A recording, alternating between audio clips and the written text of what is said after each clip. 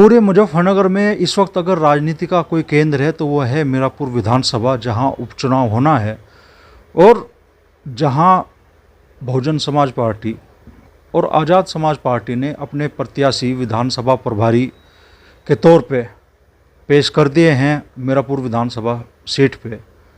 वहीं राष्ट्रीय लोकदल भाजपा गठबंधन और समाजवादी पार्टी से लगातार नेताओं के टिकट पे दावा करने का सिलसिला जारी है। आज हमारे साथ मुजफ्फरनगर ज़िले की एक बड़ी राजनीतिक शख्सियत रहे पूर्व विधायक मटरू मियाँ के बेटे अरूज असगर मौजूद हैं, जो राष्ट्रीय लोकदल से मीरापुर विधानसभा के लिए टिकट की दावेदारी कर रहे हैं। लंबे समय से इनका परिवार राष्ट्रीय लोकदल के प्रति समर्पित रहा है, तो मीरापुर में कैसा माहौल वो महसूस करते हैं और टिकट पर उनका दावा कितना मजबूत है, उसी बारे में चर्चा करते हैं। तो अरूज भाई, सबसे पहले तो आप मीरापुर विधानसभा सीट पे इस वक्त राजनीतिक माहौल कैसा महसूस कर रहे हैं? राजनीतिक माहौल इस समय एनडीए के फेवर में है और मुस्लिम भी चाहते हैं कि वो चौधरी जैन जी के साथ रहें।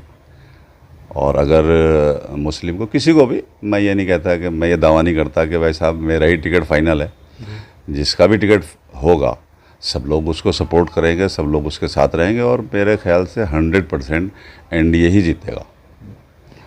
और मुस्लिम का एक बहुत बड़ा बैंक वोट जो है वो चौधरी साहब के साथ रहना चाहता है और वो वोट देना चाहता है, तो वो जैन जी के नाम पे एनडीए को वोट देगा और एनडीए ही मीरापुर उपचुनाव में सफलता प्राप्त करेगी।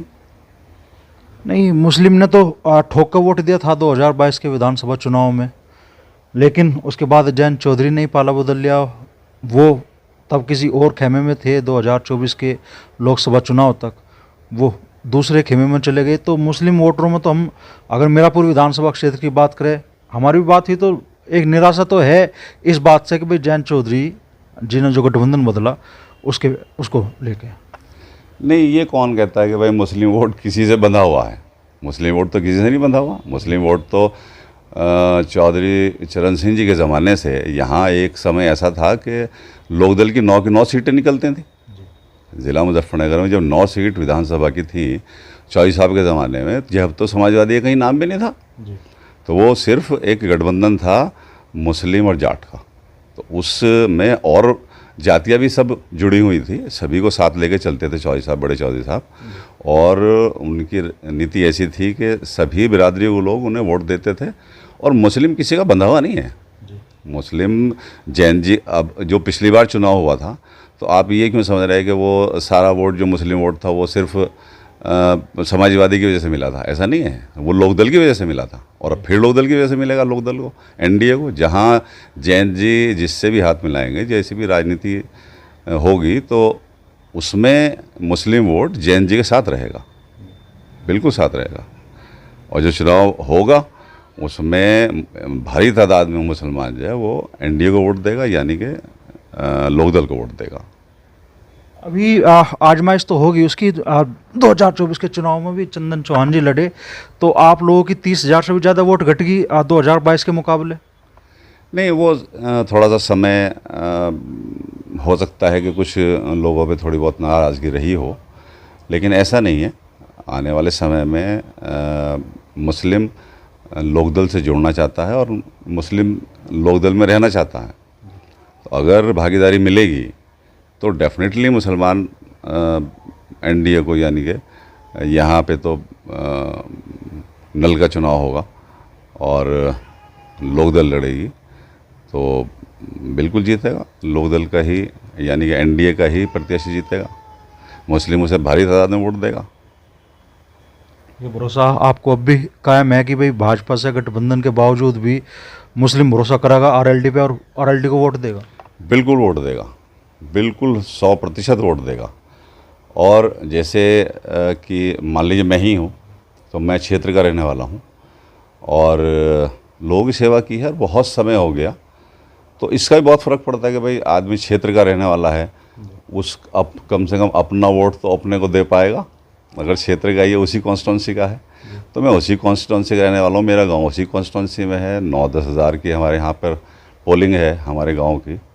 और मेरे ख्याल से मैं पहले प्रधान भी रहा सन 2000 से 2005 तक। उस समय मुझे भारी तादाद से मैं गांव वालों ने जिताया था। उसके बाद 2 इलेक्शन में और लड़ा, कुल मिला के 3 इलेक्शन में लड़ चुका और तीनों चुनाव में मैं विजयी रहा, ऊपर वाले का आशीर्वाद रहा। ग्राम प्रधान के पद से ही आपके पिता मटरू मियाँ जी ने अपने राजनीतिक जीवन की शुरुआत की, फिर वे ब्लॉक प्रमुख तक पहुँचे, फिर विधायक भी बने। तो अरूज असगर भी उसी तरीके से सीढ़ियाँ चढ़ना चाह रहे हैं? हाँ, नहीं, पिताजी कहा करते थे कि देखो ये ग्राम प्रधान का जो चुनाव है ये सबसे टफ चुनाव है। एक गांव का चुनाव होता है और अगर आप मतलब आपकी बुनियाद है, अगर आप इसमें सफलता प्राप्त कर लेते हैं तो फिर आगे को आप कोशिश कर सकते हैं कि हाँ मैं बड़ा चुनाव भी लड़ सकता हूँ। तो पिताजी ने मुझे ये सुझाव दिया कि आप पहले ग्राम प्रधान का चुनाव लड़ो और देखोगे आप लोगों की सेवा कर पाते हो या नहीं।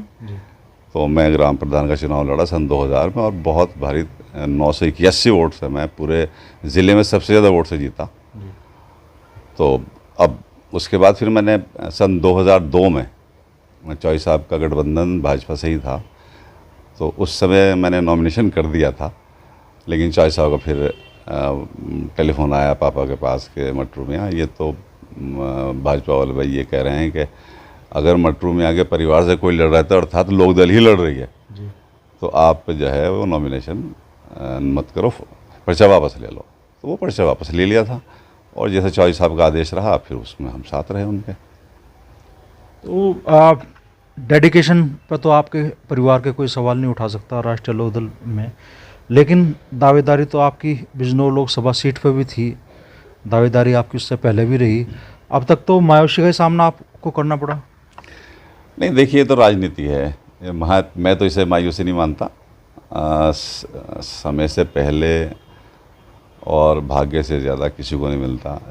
समय बड़ा बलवान है, तो जब समय आएगा और भाग्य में होगा तो ज़रूर सफलता मिलेगी, वरना कोई बात नहीं। लोगों की सेवा करना भी एक अच्छा काम है। मैं कचहरी में बैठता हूँ, लॉयर हूँ, वकील हूँ, तो मैं 60-70-80% किसी से ऐसे लड़ता हूँ जिसमें कोई फीस ही नहीं लेता।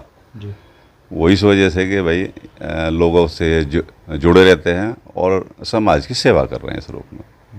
तो समाज की सेवा करना भी ज़रूरी है और ज़रूरी नहीं है कि आप जनप्रतिनिधि बन के ही सेवा करें, आप ऐसे भी सेवा कर सकते हैं। तो मायूसी कुछ नहीं है, कोई मायूसी नहीं है। जब समय आएगा तो बिल्कुल जब भाग्य में होगा तो फिर मिलेगा।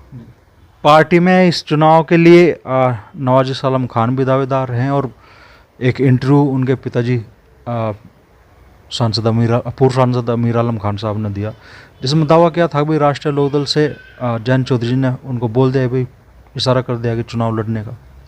नहीं, मुझे देखिए इस बारे में इस जानकारी नहीं है, लेकिन वो तो आपने पूछ लिया था। मखियाली जब चौधरी साहब आए थे उसमें यूसुफपुर, तो अब उन्होंने जो भी जवाब दिया था वो तो आपको दिया था, आपको ज़्यादा बढ़िया पता है।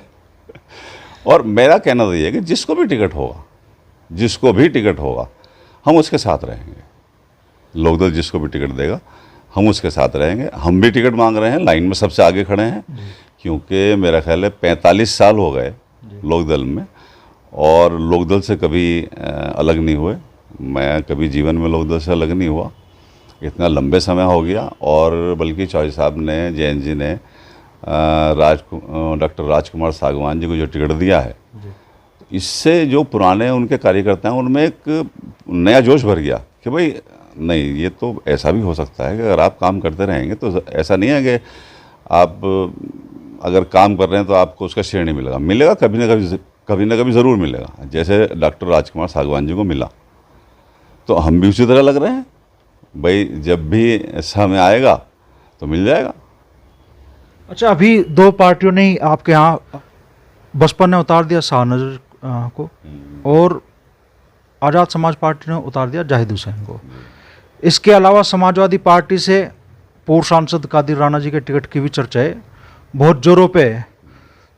तो ऐसे में अगर मान लो ये टिकट फाइनल हो जाते हैं, मुस्लिमों के सामने धर्म संकट की स्थिति नहीं पैदा हो जाएगी? भाई किस तरफ जा चुकी 3 या 4 कैंडिडेट मुस्लिम होंगे मीरापुर विधानसभा सीट पे।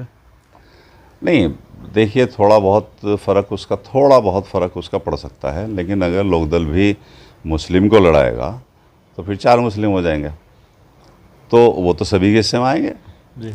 और क्योंकि मैं वहाँ से लोगों की बड़ी सेवा की है, पार्टी की बड़ी सेवा की है और उसी क्षेत्र का रहने वाला हूँ और कोई नया नहीं हूँ, कोई नया नाम नहीं है। पिताजी ने भी बहुत सेवा की, लोगों की, समाज की बहुत सेवा की और मैं भी बहुत सेवा करता हूँ उस समाज की। तो मेरे ख्याल से कोई जीतने में कोई इतना ज़ोर लगाने की आवश्यकता नहीं पड़ने की, आसानी से जीत जाएंगे, लोकदल आसानी से जीत जाएगी। आपका टिकट फाइनल हुआ तो सीट निकाल के दे दोगे जयंत चौधरी को? बिल्कुल 100%, 100%। वैसे तो देखिए ऊपर वाले के हाथ में है सब, लेकिन जो इस टाइम दिखाई दे रहा है उसमें अगर हमें टिकट होता है तो 100% लोकदल यानी कि एनडीए जीतेगी, 100% जीतेगी। तो बड़ी राजनीतिक विरासत इनके पास में है। इनके पिता लंबे समय तक राष्ट्रीय लोकदल का साथ उन्होंने निभाया, पूरी ज़िंदगी लगभग उसी में रहे और अरुण जैसगर भी लगातार राष्ट्रीय लोकदल के साथ जुड़े रहे हैं। उम्मीद जता रहे हैं कि पार्टी उन पर भरोसा जताएगी इस बार और दावा कर रहे हैं कि अगर जयंत चौधरी ने उन पर भरोसा जताया तो वो सीट जिता कर देंगे। और साथ में दावा ये भी है कि प्रत्याशियों की कतार में राष्ट्रीय लोकदल से जो टिकट मांग रहे हैं उन संभावित प्रत्याशी की कतार में वो पहले नंबर पे है।